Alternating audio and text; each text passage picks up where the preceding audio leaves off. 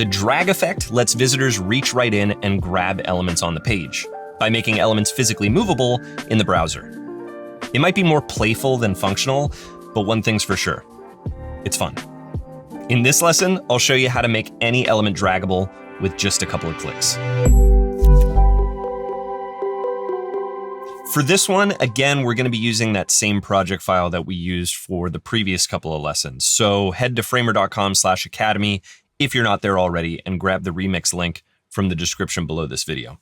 So here in this project, we've got our examples down below. We've already knocked out the first three, and now we're on to the fourth. And what I want to do here is make this element draggable. So with it selected, I'm going to head over to the Properties panel, scroll down to Effects, and click to add the drag effect.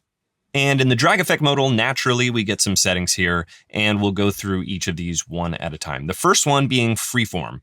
Do we want to allow the visitor to drag this element around wherever they want, or do we want it to be constrained? I'm going to leave it on freeform for now. We're going to preview this, and then we'll go back and look at the alternative. But with it set to freeform, we can decide whether or not we want it to snap back to its original position when we release the cursor. I'm going to leave it on snapback, and let's just preview this to see what the defaults look like. I'll press Command P on my Mac, scroll down here, and there we have it. This thing is draggable, and when I let go, it returns back to its original position. And that is because of that snapback setting set to yes. If I set this to no and preview once again, you'll see that I can just drag this wherever I want. I can just place it, including outside of the bounds of this frame that it's inside of. And the overflow is set to hidden. So when I drag beyond those bounds, we actually can't even see it anymore. And we're allowed to do that because, again, we have it set to freeform, and that's how freeform works. But let's go back and fiddle with some of these settings here. You may have noticed that when I switched snapback to no, we got this new setting called momentum. And with momentum turned on, now if I go and preview this, when I click and drag, if I release before I stop moving my cursor, you'll see it flew away.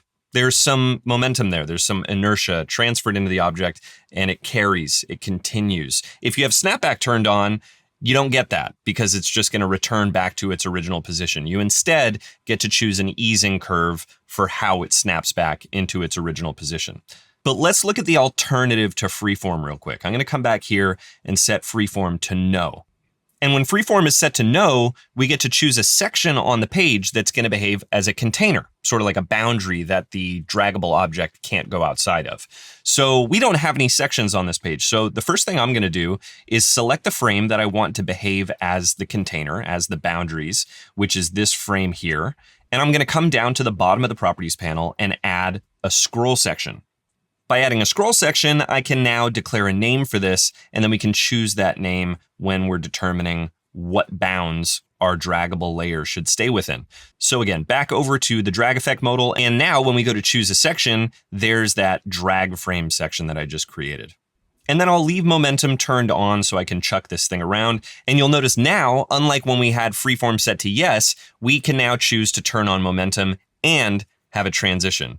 And the transition is because we have a boundary. And when the object gets dragged to the boundary or the momentum hits that boundary, it's going to come back. It's going to stay within the boundary. So that transition sort of determines what that motion looks like. And I'm just going to stick with the default spring for now.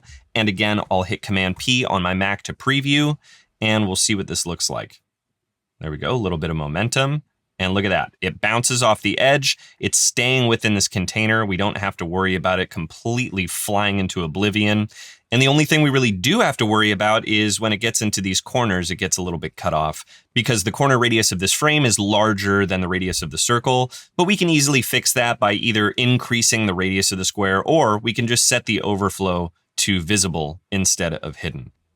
And now when we preview this, rather than getting clipped, the draggable layer is allowed to kind of pop out.